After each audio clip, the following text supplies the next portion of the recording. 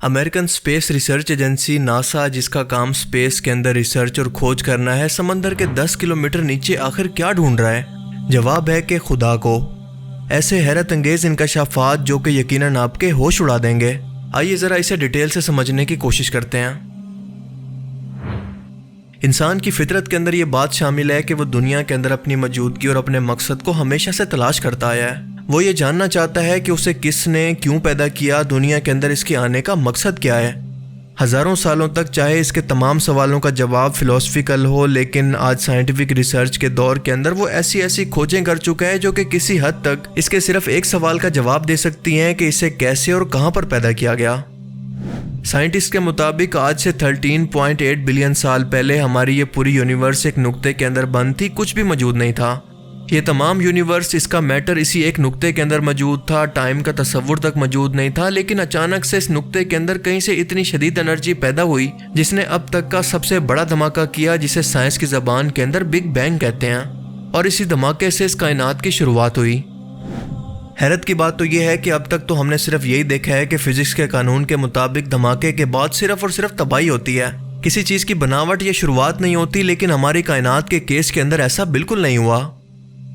اس دھماکے کے بعد یہ کائنات سپیڈ آف لائٹ سے بھی زیادہ تیز رفتاری سے پھیلنے لگی، جسے کہتے ہیں انفلیشن پیریڈ۔ اس دھماکے کے 3,80,000 سال کے بعد یہ یونیورس ٹھنڈی ہونا شروع ہوئی، جس کی وجہ سے سب اٹامک پارٹیکلز نے گیسز اور ڈسٹ کے بادلوں کو بنایا، اور انہی گیسز اور ڈسٹ کے بادلوں کی وجہ سے، جنہیں نیبولاز کہتے ہیں، سٹارز، گلیکسیز اور تمام ایسٹرونومیکل باڈیز بنی۔ سائنٹسٹ کو آج تک اس سوال کا جواب نہیں ملا کہ آخر اس نقطے کے اندر اتنی انرجی اچانک سے آئی کہاں سے، جس نے اس کائنات، وقت اور ہر ایک چیز جو کہ کائنات کے اندر موجود ہے، اس کی شروعات کی۔ اگر کوئی خدا جیسی ہستی اس کے لیے رسپانسیبل ہے تو ہم اس کو کنفرم کیسے کریں؟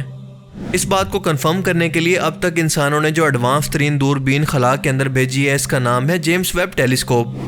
ہماری اس یونیورس کے اندر فاصلے اس قدر زیادہ ہیں کہ ہماری زمین سے 1 لائٹ ایئر دور کسی گلیکسی کی روشنی سپیڈ آف لائٹ سے بھی ہم تک 1 سال بعد پہنچے گی، یعنی 1 سال پرانی ہوگی۔ بالکل ایسے ہی جیسے سورج کی روشنی کو زمین تک پہنچنے کے لیے 8 منٹ کا وقت لگتا ہے، یعنی کہ سورج کی جس روشنی کو ہم ریئل ٹائم کے اندر سمجھ رہے ہوتے ہیں، دراصل وہ سورج کی 8 منٹ پرانی روشنی ہوتی ہے۔ اور ہم انسانوں کو کسی بھی آبجیکٹ کو دیکھنے کے لیے اس سے نکلنے والی روشنی کی ضرورت ہوتی ہے، اور اسی طرح سے جو بھی آبجیکٹ زمین سے جتنا دور ہوگا، اس کی روشنی ہم تک اتنا دیر سے پہنچے گی، یہاں تک کہ کچھ آبجیکٹ تو اتنا دور ہیں کہ شاید تب تک زمین کا خود کا وجود یا اس گلیکسی کا وجود بھی ختم ہو چکا ہوگا، لیکن اس کی روشنی ہم تک اب پہنچ رہی ہوگی۔ اب اس مسئلے کا حل اس طرح سے نکالا جا سکتا ہے کہ اگر ہم تک وہ روشنی دیر سے پہنچ رہی ہے تو کیوں نہ ہم کسی دوربین سے اس روشنی کو وہیں پر دیکھ لیں جہاں وہ ابھی ہم تک پہنچنے کے راستے میں ہی ہیں۔ اسی لیے جیمس ویب ٹیلیسکوپ اب تک 13.5 بلین لائٹ ایئر دور تک دیکھ چکی ہے، اس ٹائم تک جب بگ بینگ کے بعد تمام نئی گلیکسیز ابھی بن رہی تھیں۔ انفرا ریڈ لائٹ اور کاسمک بیک گراؤنڈ ریڈیشن کی مدد سے ہم کائنات کے شروعاتی دور کو دیکھ پائے ہیں، لیکن اب تک ہمارے سوال کا جواب نہیں ملا کہ یونیورس کی شروعات کرنے والی انرجی آخر آئی کہاں سے۔ کچھ سائنٹسٹ کے مطابق یہ یونیورس ملٹی ورس سے جڑی ہے، یعنی ہماری اس کائنات جیسی بے شمار کائناتیں آپس میں جڑی ہیں جو کہ اپنی شروعات کے بعد اسی طرح سے ختم ہوتی رہتی ہیں، کسی ببل کی طرح، اور اسی طرح کی ہماری یہ کائنات بھی ہے۔ پر ہمارا سوال تو پھر بھی وہیں پر آ کر رک جاتا ہے کہ ان ملٹی ورس کی شروعات کیسے ہوئی۔ یہ ایک ایسا سوال ہے جس کا اب تک سائنٹسٹ کے پاس کوئی جواب نہیں۔ انہوں نے بہت کوشش کی کہ اپنے آس پاس موجود کسی اور ایلین پلینٹ پر زندگی کو تلاش کریں تو شاید انہیں اس سوال کا جواب مل جائے، لیکن ایسا بھی ممکن نہیں ہو سکا۔ لہٰذا اب کی بار ناسا نے سمندر کا رخ کیا ہے، کیونکہ سائنٹسٹ کے مطابق ہماری یہ زمین 4.5 بلین سال پہلے بنی، اور 500 کروڑ سال تک ٹھنڈا ہونے کے بعد اس کے سمندر کے اندر ایک یونی سیلولر آرگنزم نے جنم لیا جو کہ پہلی زندہ مخلوق تھی، یعنی ایک سیل والا جاندار جو کہ بعد میں ملٹی سیلولر جاندار کے اندر بدل کر سمندر کے اندر زندگی گزار کر ایوولوشن کو طے کرتا ہوا زمین تک پہنچ جاتا ہے۔ اور یوں اس ایک آرگنزم سے زمین پر زندگی کی شروعات ہوتی ہے جو کہ انسانوں پر جا کر ختم ہوتی ہے۔ اگر انسان بگ بینگ تک نہیں پہنچ سکتے تو اس یونی سیلولر جاندار کی کھوج تو لگا سکتے ہیں کہ اس کو پیدا کرنے کے لیے انرجی کہاں سے اور کیسے آئی، اس کو کس نے پیدا کیا ہوگا، اور آخر کار یہی کھوج ان کو ان کے کریٹر تک پہنچا دے گی۔ کیونکہ سائنس کے اندر یہ ناممکنات میں سے ہے کہ کسی بے جان چیز سے ایک جاندار چیز پیدا ہو جائے۔ مثال کے طور پر ایک لکڑی، لوہا یا صرف پانی کبھی بھی ایک زندہ جاندار کو پیدا نہیں کر سکتے۔ یقیناً اس کے لیے کوئی ماحول بنایا گیا ہوگا، کوئی انرجی کہیں سے بھیجی گئی تھی جس نے یہ سب کچھ شروع کیا۔ مثال کے طور پر اگر ہم چائے بنانا چاہتے ہیں تو پتی، دودھ اور چینی کو ایک ساتھ رکھ کر چائے بننے کا انتظار نہیں کر سکتے۔ ہمیں ان تمام چیزوں کو آپس میں ملانے کے لیے کسی لیکوڈ کی ضرورت ہوتی ہے جو کہ انہیں آپس کے اندر جوڑ کر رکھے، اور یہ کام کرتا ہے پانی۔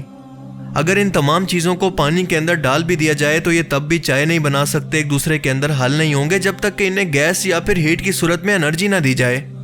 جو ان تمام چیزوں کو آپس میں ایک خاص ٹیمپریچر پر گرم کر کے آپس میں مکس کر دے گی، اور اس کا رزلٹ یعنی ایک نئی چیز بن کر تیار ہوگی جس کا نام ہوگا چائے۔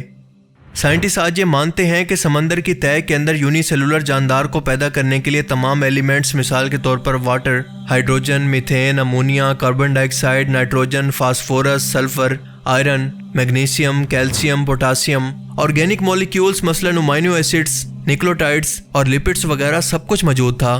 ان سب چیزوں کو آپس کے اندر چائے کی طرح حل کرنے کے لیے پانی بھی موجود تھا، لیکن اب تک اس سوال کا جواب نہیں ملا کہ انہیں ہیٹ انرجی کس نے دی کہ یہ سب چیزیں آپس کے اندر پانی میں مل کر ایک خاص ٹیمپریچر پر ایک زندہ جاندار کو بنا دیتی ہیں۔ لہٰذا ناسا کے سائنٹسٹ سمندر کے اندر 10 کلومیٹر نیچے اسی انرجی کے راز کو یا پھر خدا کو تلاش کرنے کی کوشش کر رہے ہیں، جہاں پر اس زندگی کی شروعات ہوئی، جسے پروجیکٹ نیمو کا نام دیا گیا ہے۔ امریکی ریاست فلوریڈا سے کچھ ہی دور سمندر کی 20 میٹر گہرائی کے اندر ناسا نے دنیا کا اکلوتا ایک ریسرچ اسٹیشن بنایا ہے جس کا نام ہے ایکویریس ریف بیس، جہاں ہر سال 5 سے 6 ناسا کے ریسرچر کھوج کے لیے یہاں پر بھیجے جاتے ہیں، جو کہ اورفس نام کی ایک وہیکل کے اندر بیٹھ کر یہاں پر سمندر کی گہرائی میں مختلف قسم کے سیمپل اکٹھے کرتے ہیں، کیونکہ آج سائنٹسٹ سمندر کے 5% حصے کے بارے میں بھی ٹھیک سے نہیں جانتے کہ یہاں پر کیا کچھ موجود ہو سکتا ہے۔ 90% سمندری مخلوقات سمندر کے اوپری حصے کے اندر رہتی ہیں، جہاں پر سورج کی روشنی پہنچ سکتی ہے، اور اس کے ہر 10 میٹر گہرائی کے اندر پانی کا پریشر 1 ایٹماسفیئر تک بڑھنے لگتا ہے۔ 1 ایٹماسفیئر کا مطلب ہے اتنا پریشر جتنا ہمارا جسم زمین پر محسوس کرتا ہے۔ جیسے جیسے آپ نیچے کی طرف جائیں وہاں پر سورج کی روشنی ختم ہونے لگتی ہے، یہاں تک کہ گھپ اندھیرا ہو جاتا ہے، اندھیرے کے سوا یہاں پر کچھ بھی نظر نہیں آتا۔ لیکن سوال یہ ہے کہ اس گہرائی کے اندر بھی جہاں پر سورج کی روشنی بھی نہیں پہنچ سکتی، اور اسے ہیڈل زون کہتے ہیں، یونی سیلولر جاندار تک سورج کی روشنی کیسے پہنچی؟ اس کا جواب ہے کہ تمام زندہ جانداروں کو انرجی کی ضرورت ہوتی ہے، نہ کہ روشنی کی۔ سورج کی روشنی بھی دراصل انرجی کا ذریعہ ہے، اور سورج کے علاوہ ایک اور انرجی سورس ہے جو کہ اس کیمیکل ریئیکشن تک پہنچا ہوگا، اور وہ ہے انڈر گراؤنڈ والکینوز یا under water volcanoes. Hydel zone کے اندر موجود آتش فشاں پہاڑ جن سے نکلنے والا لاوا اور انرجی 400 ڈگری سیلسیس تک پہنچ جاتی ہے، یعنی کسی میٹل کو بھی پگھلا دے۔ سائنٹسٹ کے مطابق اسی لاوا کی ہیٹ کے اندر بوائلنگ واٹر کے اندر یونی سیلولر جاندار اور اس کے بعد وائرس اور بیکٹیریا کا جنم ہوا، جو کہ بعد میں لاکھوں کروڑوں سال کے بعد ایک ملٹی سیلولر جاندار کے اندر بدل گئے۔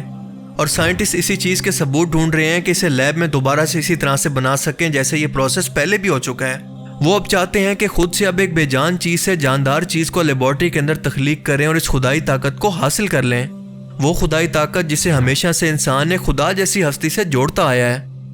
لیکن آپ کو یہ جان کر حیرت ہوگی کہ آج سے 1400 سال پہلے قرآن پاک کی سورہ الانبیاء کے اندر اللہ پاک فرماتا ہے کہ ہم نے ہر زندہ چیز کو پانی سے پیدا کیا، تو کیا کافر اب بھی ایمان نہیں لائیں گے؟